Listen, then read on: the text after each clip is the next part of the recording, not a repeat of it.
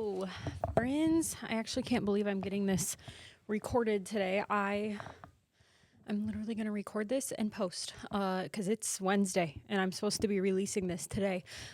It's been so crazy. Monday, what did we have Monday? There was something going on Monday. Something going on Monday that I did not record. Yesterday, I was gone all day. Capri had appointments. It's 3 hours in the car and then all day appointments. Didn't get home till like 3 o'clock, then had to turn around and go get Creed from preschool. Got home at 4:45 and then had to make dinner for my family because it was my dad's birthday. So everyone came up here and yeah, then we just spent the evening with family. And so I normally record on Tuesdays, but that didn't happen yesterday. And now we are literally in an hour heading out the door for a little New Year's Eve getaway for one night. We're just going to take the kids to a hotel. We're meeting some friends, do a little water park, hangout situation, and we'll come home tomorrow. But no matter how many days it is, when you have kids, you still got to pack everything. So the pack and play, just everything, So anyway, did you hear that? That's my kids upstairs.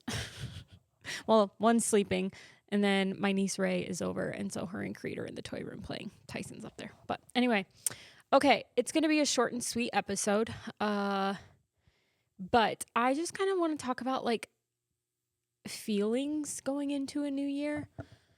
So tomorrow's New Year's Eve or New Year's Day. It is 2026 tomorrow. We are in the last day of 2025. And I feel like there's two kinds of people. The kinds of people that see like New Year's Day or a new year as just like another day, they're like, it's just another day. It's just another year. They don't really think much of, the turning of the page. And then there's people like me where I see like New Year's and New Year's Eve and that ball drop as like a big shift, if that makes sense. I have always told you guys, like, I really go off of like fresh start feelings. So that's why I'll always start like on a Monday. My favorite thing to do is start like on a Monday of the first of the month. You know what I mean? And so I do take New Year's very seriously, I guess you could say. It is a time for me to really evaluate my last year, evaluate what I want the year to look like that's in my control. And yeah, but it's crazy how I feel like New Year's can be so different for so many people, and it's going to be different every year. Some of you some people might be taking a deep breath, like, oh, this year is over. I'm feeling hopeful for 2026, whether 2025 is like a very hard year for you. Maybe the new year is helping you feel like, okay, maybe I can take a deep breath, turn a page, and have a fresh start. You know what I mean? Leave that chapter behind. Does that make sense? I mean, we could never get rid of it or anything like that, but just being like, okay, we have a clean slate. So New Year's for those people is probably feeling hopeful in a way, like a deep breath, a little bit refreshing. Some people for 2025 might be feeling kind of sad. Maybe 2025 was a really, really good year for you. Maybe you got engaged. Maybe you had a baby. Maybe you bought a new house. Maybe you had a great job offer. Anything like that. Like maybe you're kind of sad in a way that 2025 is ending. I know I felt that way the year that we got married. And then I also felt that way the year that we had Creed and it was our first baby and we were just high on life. And I was like, I don't want this year to end. It's been the best year ever. And so I feel that, it can almost feel sad that we're going into a new year. The new year I struggle because I almost feel scared at the new year. And I don't know if anyone else can relate to this, but I get scared, and I feel like it's extra that way this year just because I prayed so much that 2025 would be a year of boring and contentment and nothing big. I just wanted to like coast through 2025 and have nothing big happen. And I truly just prayed for like contentment in 2025. And I feel like we got that. I feel like 2025 was a year that was like doable, if that makes sense. You know, sometimes you have those years where you're like, that wasn't like, that was traumatic. That was hard. I don't want to have that many heartbreaks and struggles and you know what I mean? And so the new year can almost feel like, for me, how I'm feeling is I kind of get scared and I have kind of dark thoughts of, I hope this year doesn't include something that is going to destroy me. And I kind of talked about this in my therapy podcast. That's why I'm going to therapy, because I struggle with these dark thoughts lately. I'm just constantly scared. I'm constantly waiting for the next ball to drop. And hopefully therapy can help me with that. But I'm just being very truthful. And if there's anyone else out there feeling kind of scared when you start a new year because you don't know what this year is going to entail for you, and when you've had past years where you went into the new year and you were excited and you were just super excited, and little did you know that year was going to be the hardest year of your life, then it's almost like now you realize that could be, that could happen again. And you guys, I have faith, and my faith is what gives me hope. And, just knowing like God's going to be there. He's always going to be there for me.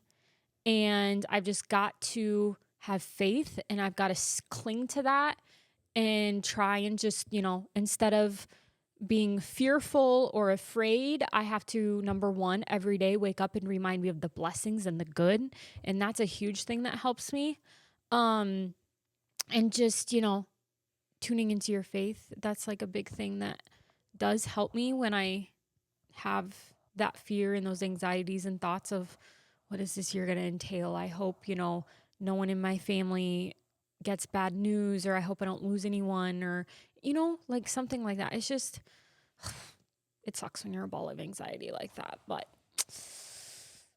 unfortunately, when you go through traumatic things in your life, it kind of wakes you up to, wow, like this happens, and you're afraid to walk through stuff like that again. And it just kind of is a trauma that sticks with you, I guess. But I also, on a positive note, I do feel a lot of hope in a new year. I feel refreshed. I love sitting down and thinking, what are things I can work on this year? How can I be better? What can I improve? And I did talk about, if you are curious what those are for this year, go to my last episode, which is talking about what I'm going to do this year and everything like that, and reflecting on 2025. But I just kind of wanted to recap feelings going into a new year, and how I'm feeling, because I feel scared. I feel fearful, but I also, it's kind of weird because you can feel both things, right? Like I feel that, but then I also am feeling excited. So little things that I'm doing, like I've done these past few days, and I'm doing. And is anyone else like, I feel like Monday for me, like this coming Monday. So today's Wednesday, right? Tomorrow, New Year's Day, is on Thursday. But to me, the new year is Monday, because like I can't start in the middle of the week or the tail end of the week. Like it's got to be a Monday for me. So I'm just kind of treating Monday, which I don't even know what day that is, January 3rd, 2nd, or 4th. I don't know. I'm treating that as my January 1st. So like we're going to celebrate tonight, celebrate tomorrow. But I'm also doing little things to just wake up on Monday, the first Monday of the year, feeling refreshed and ready to go. I am kind of decluttering my house, deep cleaning. It's like the littlest thing, you guys, that just make me feel good going into Monday. I'm in the middle of, like I said, decluttering room by room, having everything organized. I'm going to take down my Christmas decor. Haven't done that yet, but that's in this weekend's agenda. I'm just going to clean everything, declutter, get rid of stuff. and I just recently did this not too long ago, so it shouldn't take too long, but it still could use a tidy up and I could get rid of even more stuff. So I'm going to do that. My house will be like refreshed for the new year. I went to Costco and I like stocked our house with groceries. So we're ready to go in the food department going into the new year. I just went and made sure my kids had updated clothes, like, cause they're both just getting out of a size. Like Creed is now he's completely done with 4T and he's now into like 5-6. And so I just went through and I got rid of all of his 4T stuff that's no longer in there that he was trying to squeeze into. I went and bought I went to the secondhand store and bought some new clothes for the kids. Capri's out of pretty much 18 month. Now she's on to like 24 month. And just got stuff that like fits her better. And so my kids are like, their dressers and clothes are ready to go for the new year. And, yeah, on Monday, I'm going to start getting back into, incorporating all the health things, the sauna, make sure I'm using the vibration plate, working out every day, eating better, really want to dial in my nutrition. Like all of that is coming Monday and I can't wait. I just feel like, you know how it is. This week is chaos. December's chaos. And I'll be honest, like with Christmases and stuff, I'm like, I'm just eating what I'm eating. But I am excited come January. You know how January and February and March, especially in South Dakota or the Midwest, are so dang boring because it's so cold. There's really nothing going on.